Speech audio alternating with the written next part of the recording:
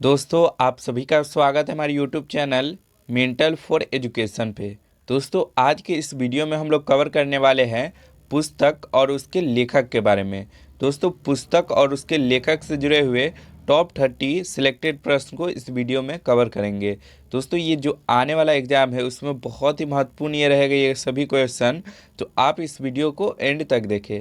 और दोस्तों इसमें दिया गया डाटा आपको दिल से पसंद है तो एक लाइक और एक सब्सक्राइब जरूर करके जाइए, ठीक है। चलिए दोस्तों आज के क्वेश्चन को देख लेते हैं। तो हमारा पहला क्वेश्चन है दोस्तों, ओरिजिन ऑफ स्पीच नामक पुस्तक किसने लिखी है। तो दोस्तों ओरिजिन ऑफ स्पीच नामक पुस्तक दोस्तों चार्ल्स डार्विन के द्वारा लिखा गया है, ठीक है। सी ऑप्शन बिल्कुल सही हो जाएगा, चार्ल्स डार्विन। तो इसे आप ध्यान में रखिएगा। अगला प्रश्न है, हिंद स्वराज पुस्तक किसने लिखी है। तो दोस्तों हिंद स्वराज पुस्तक ये दोस्तों महात्मा गांधी के द्वारा लिखी गई है, ठीक है। बी ऑप्शन बिल्कुल सही जाएगा, महात्मा गांधी। तो इसे आप ध्यान में रखिएगा। अगला प्रश्न है, द इमोर्टल्स ऑफ मेलुआ नामक पुस्तक किसने लिखी। तो दोस्तों द इमोर्टल्स ऑफ मेलुआ ये दोस्तों पुस्तक जो है ये दोस्तों लिखा गया है अमीश त्रिपाठी के द्वारा, ठीक है। ये ऑप्शन बिल्कुल सही जाएगा, अमीश त्रिपाठी। तो इसे आप ध्यान में रखिएगा। नेक्स्ट क्वेश्चन है दोस्तों, माई एक्सपेरिमेंट विथ ट्रूथ नामक पुस्तक किसने लिखी है।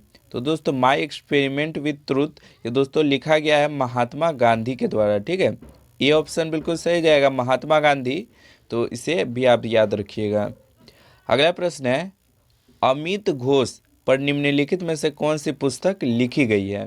तो दोस्तों अमित घोष पर ये दोस्तों लिखा गया है छाया रेखाएं, इमाम और भारतीय भूखा ज्वार। ये दोस्तों तीनों पुस्तक जो है वो दोस्तों अमित घोष पर लिखा गया है, ठीक है। इसलिए इसका डी ऑप्शन बिल्कुल सही है, उपर्युक्त सभी। तो इसे भी आप ध्यान में रखिएगा। अगला प्रश्न है दोस्तों, लाइफ ऑफ पाई पुस्तक किसने लिखी है। तो दोस्तों लाइफ ऑफ पाई पुस्तक दोस्तों यान मार्टेल के द्वारा लिखा गया है, ठीक है। डी ऑप्शन बिल्कुल सही है, यान मार्टेल। तो इसे आप ध्यान में रखिएगा। अगला प्रश्न है, द वाइट टाइगर पुस्तक किसने लिखी है। तो दोस्तों द वाइट टाइगर ये दोस्तों अरविंद अडिगा के द्वारा लिखा गया एक पुस्तक है, ठीक है। सी ऑप्शन बिल्कुल सही है, अरविंद अडिगा। तो इसे भी आप ध्यान में रखिएगा। अगला प्रश्न है, प्लेग पुस्तक किसने लिखी। तो दोस्तों प्लेग पुस्तक जो है दोस्तों अल्बर्ट कैमस के द्वारा लिखा गया एक पुस्तक है, ठीक है। ये ऑप्शन बिल्कुल सही है, अल्बर्ट कैमस। तो इसे भी आप ध्यान में रखिएगा। अगला प्रश्न है, एनिहिलेशन ऑफ कास्ट नामक पुस्तक किसने लिखी।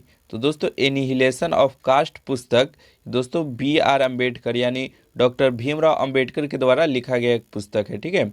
ये ऑप्शन बिल्कुल सही हो जाएगा, बी आर अम्बेडकर। तो इसे आप ध्यान में रखिएगा। अगला प्रश्न है, साहेब बीबी गुलाम पुस्तक किसने लिखी। तो दोस्तों साहेब बीबी गुलाम पुस्तक दोस्तों बिमल मित्र के द्वारा लिखा गया एक पुस्तक है, ठीक है। डी ऑप्शन बिल्कुल सही है, बिमल मित्र। तो इसे भी आप ध्यान में रखिएगा। अगला प्रश्न है, the tale of two cities पुस्तक किसने लिखी। तो दोस्तों the tale of two cities ये पुस्तक दोस्तों चार्ल्स डिकेंस के द्वारा लिखा गया एक पुस्तक है, ठीक है। डी ऑप्शन बिल्कुल सही जगह, चार्ल्स डिकेंस। तो इसे भी आप ध्यान में रखिएगा। अगला प्रश्न है, तमस पुस्तक किसने लिखी।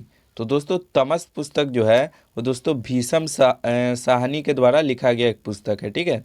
ये ऑप्शन बिल्कुल सही है, भीषम साहनी। तो इसे आप ध्यान में रखिएगा। अगला प्रश्न है, रंगभूमि पुस्तक किसने लिखी। तो दोस्तों रंगभूमि पुस्तक दोस्तों प्रेमचंद्र के द्वारा लिखा गया एक पुस्तक है, ठीक है। सी ऑप्शन बिल्कुल सही है, प्रेमचंद्र। तो इसे भी आप ध्यान में रखिएगा। अगला प्रश्न है, अनंत न्याय का बीजगणित पुस्तक किसने लिखी है। तो दोस्तों अनंत न्याय का बीजगणित पुस्तक दोस्तों अरुंधति रॉय के द्वारा लिखा गया एक पुस्तक है, ठीक है। डी ऑप्शन बिल्कुल सही है, अरुंधति रॉय। तो इसे भी आप ध्यान में रखिएगा। अगला प्रश्न है, निम्नलिखित में से कौन सी पुस्तक बी एस नैपॉल के द्वारा लिखा गया है, मतलब यहाँ पे लिखा गया है, ठीक है। तो बी एस नैपॉल की पुस्तक दोस्तों एल डोराडो का नुस्खा ये पुस्तक बी एस नैपॉल के द्वारा लिखा गया है। और दोस्तों एक स्वतंत्र राज्य में ये भी दोस्तों बी एस नौपाल के द्वारा लिखा गया है। और अंधेरे का एक क्षेत्र। तो दोस्तों ये तीनों जो पुस्तक है ये दोस्तों BS नैपोल के द्वारा लिखा गया है, ठीक है। इसलिए इसका डी ऑप्शन बिल्कुल सही जाएगा, उपर्युक्त सभी, क्योंकि ये सभी पुस्तक लिखे हुए हैं, तो इसे आप याद रखिएगा। अगला प्रश्न है दोस्तों, one night it the call centre पुस्तक किसने लिखी। तो दोस्तों one night it the call centre पुस्तक ये दोस्तों चेतन भगत के द्वारा लिखा गया है, ठीक है। बी ऑप्शन बिल्कुल सही जगह, चेतन भगत, तो इसे भी आप ध्यान में रखिएगा। अगला प्रश्न है, कोरा कागज पुस्तक किसने लिखी। तो दोस्तों कोरा कागज पुस्तक ये अमृता प्रीतम के द्वारा लिखा गया है, ठीक है। सी ऑप्शन बिल्कुल सही जगह, अमृता प्रीतम, तो इसे भी आप ध्यान में रखिएगा। अगला प्रश्न है, मेघदूत पुस्तक किसने लिखी। तो दोस्तों मेघदूत पुस्तक ये कालिदास के द्वारा लिखा गया है, ठीक है। बी ऑप्शन बिल्कुल सही जगह, कालिदास, तो इसे भी आप ध्यान में रखिएगा। अगला प्रश्न है, राज तरंगिनी पुस्तक किसने लिखी। तो दोस्तों राज तरंगिनी पुस्तक ये दोस्तों कलहन के द्वारा लिखा गया है, ठीक है। ए ऑप्शन बिल्कुल सही जगह, कलहन के द्वारा, तो इसे भी आप ध्यान में रखिएगा। अगला प्रश्न है दोस्तों, अगला प्रश्न है, निम्नलिखित में से कौन सी पुस्तक अनीता देसाई द्वारा लिखी गई है। तो दोस्तों अनीता देसाई द्वारा उपवास दावत, गोधुली में खेल, इथाका की यात्रा, ठीक है, ये तीनों पुस्तक दोस्तों ये अनीता देसाई के द्वारा ही लिखा गया है, ठीक है। इसलिए इसका डी ऑप्शन बिल्कुल सही जाएगा, उपर्युक्त सभी, तो इसे आप ध्यान में रखिएगा। अगला प्रश्न है, मिल्कमैन पुस्तक किसने लिखी। तो दोस्तों मिल्कमैन पुस्तक ये दोस्तों अन्ना बर्सन के द्वारा लिखा गया है, ठीक है। ए ऑप्शन बिल्कुल सही जगह, अन्ना बर्सन, तो इसे भी आप ध्यान में रखिएगा। अगला प्रश्न है दोस्तों, निम्नलिखित में से किस लेखक को 2019 में संयुक्त बुकर पुरस्कार मिला। तो दोस्तों 2019 में संयुक्त बुकर पुरस्कार ये दोस्तों मार्गरेट एटवुड को और बर्नार्डिन एवरिस्टो को मिला है, ठीक है। बर्नार्डिन एवरिस्टो को, ये दोनों राइटर को मिला है ये अवार्ड 2019 में, तो इसे आप ध्यान में रखिएगा, ठीक है। अगला प्रश्न है दोस्तों, मार्गरेट एटवुड द्वारा निम्नलिखित में से कौन सी पुस्तक लिखी गई है। तो दोस्तों मार्गरेट एटवुड के द्वारा दोस्तों ये दासी की कहानी, वसीयतनामा, अंधा हत्यारा, ये तीनों पुस्तक दोस्तों मार्गरेट एटवुड के द्वारा लिखा गया, ठीक है। डी ऑप्शन बिल्कुल सही जाएगा, उपयुक्त सभी, तो इसे आप ध्यान में रखिएगा।